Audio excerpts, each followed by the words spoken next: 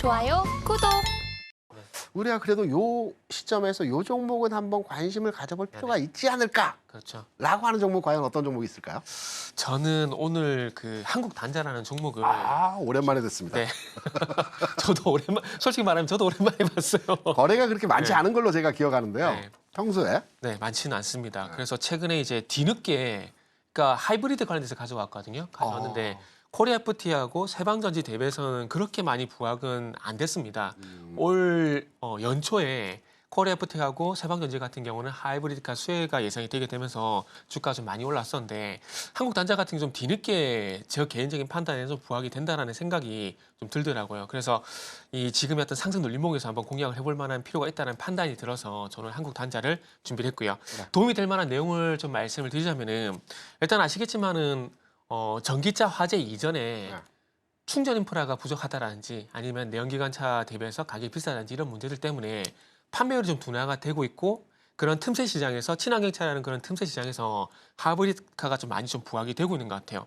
현대차그룹 같은 경우 실적으로 올해 7월 달까지 57만 3,500대가량을 판매를 하게 되면서 작년 대비해서 16% 정도 성장이 좀 있었거든요. 그러니까 친환경차 내에서 전기차 판매 부족분을 하이브리드카로 충분히 채워나가고 있는 부분들이 있고요. 그리고 미국에서도 7월 달까지 이제 판매량이 전년 대비 25%가량 증가한 부분들이 있기 때문에 이 하이브리드카의 어떤 인기 그리고 판매는 지속될 가능성이 있기 때문에 그 속에서 관련 종목들은 볼 필요가 있지 않을까.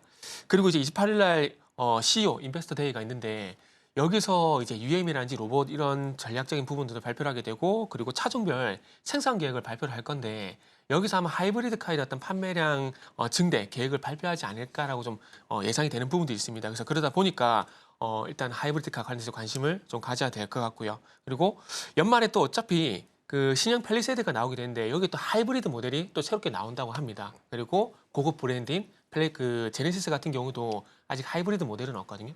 근데 제네시스 같은 경우도 하이브리드 모델 어떤 생산 계획이 있다라고 하니까 그런 관점에서 보게 된다라면은 이 현대차 그룹을 고객사로 두고 있는 한국 단자가 조금 이제 수혜가 되지 않을까 그런 판단을 해봤고요. 그러면서 이 회사 같은 경우는 하이브리드 관련돼 가지고 파워 커넥트를 현재 생산을 하고 있는데 그런 부분들이 하이브리드카의 어떤 연관성이 있다라고 좀 보시면 좋지 않을까라고 말씀드릴 수가 있을 것 같습니다.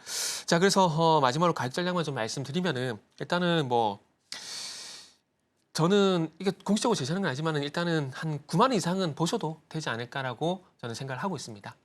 그 정태근 네. 이사가 최근에 이제 종목에 대해서 언급을 했던 네. 한국가스공사라든가 마이넥스 종목도 그 시점에 네. 들어갔다라면 수익이에요.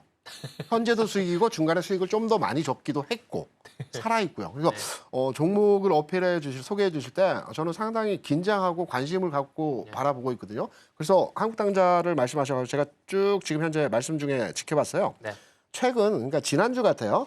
거래량이 급증한 패턴을 한번 보였네요. 네네. 윗골이 길게 달리면서 물론 장중에 밀리긴 했지만 이때 한 100만 주 거래가 별로 없는 종목인데도 불구하고 거래 굉장히 많이 발생시켰어요. 네네. 통상적으로 우리가 이제 주식을 평가하고 분석을 하면서 첫 거래가 발생을 하면서 주가가 뭐 오르다 내릴 수도 있겠지만 거래가 형성이 됐다. 그러면 일정 구간 내에서 기간 내지는 횡보 흐름이 나타나고 두 번째 거래가 발생할 때 이때 따라잡으라. 많은 얘기들을 하지 않습니까? 그런 맥락에서 본다면 한국단자 저도 관심 종목에 편입해놓고 거래량이 언제 형성되는지를 판단해서 그 시점으로 관심을 가져보는 지점으로 타겟팅하면 될 것 같아요. 대표님이 저를 이제 비행기 태우시는 아니요. 기존에 말씀하셨던 종목들이 상당히 신뢰감이 있어가지고 한국단자 지켜봤고요. 저는 네. 개인적으로 현대백화점입니다. 좀 생뚱맞기도 한데 제가 앞서서 시장의 패러다임, 뭐 변화, 뭐 그동안 안 움직였던 종목들에 대한 부분의 설명들을 드렸는데 시장이 변화하고 있어요. 네네. 제가 보는 관점에서. 네네. 그러니까 기존까지는 금리와 환율과 뭐 여러 가지 복합적인 시장을 연계하는 내용들에 의해서 시장이 전체적으로 뭐 반도체를 중심으로 해서 기존까지 움직였던 종목들이 강했다라고 한다라면 시장이 이제 달러 약세라는 키워드로의 시장이 변화하고 있다라고 보고 있거든요. 네네. 달러 약세 현상이 진행되는 과정에서는 이제 미국 외의 자본 활동이 증가되기 때문에 저는 중국 경기 활성화를 보고 있어요. 네네. 이전 시간에도 아마 그 해리스 후보가 됐을 때 다자간 무역협정을 중시하기 때문에 중국에 대한 우호적인 경제 활동 측면에서의 내용을 잠깐 어필했던 부분이 네, 있었는데, 삼선이 말씀하셨어요. 네. 그렇습니다.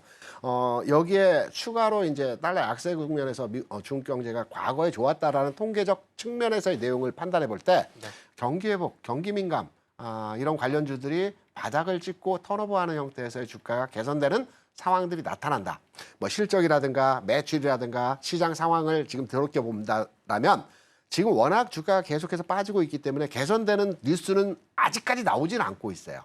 그런데 주가라고 하는 것이 공포의 벽을 타고 오른다고 하죠. 그리고 주가의 바닥을 지나갈 때 아무도 모른다고 합니다. 바닥을 지나고 나서야 그때가 바닥이었다라는 것을 이해하게 되는데 현대백화점 같은 경우는 현 시점에서의 바닥점을 지나고 있다라고 판단이 되고 있고요.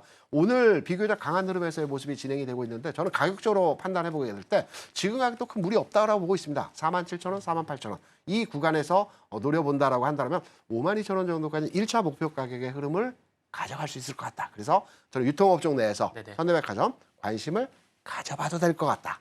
이렇게 생각합니다.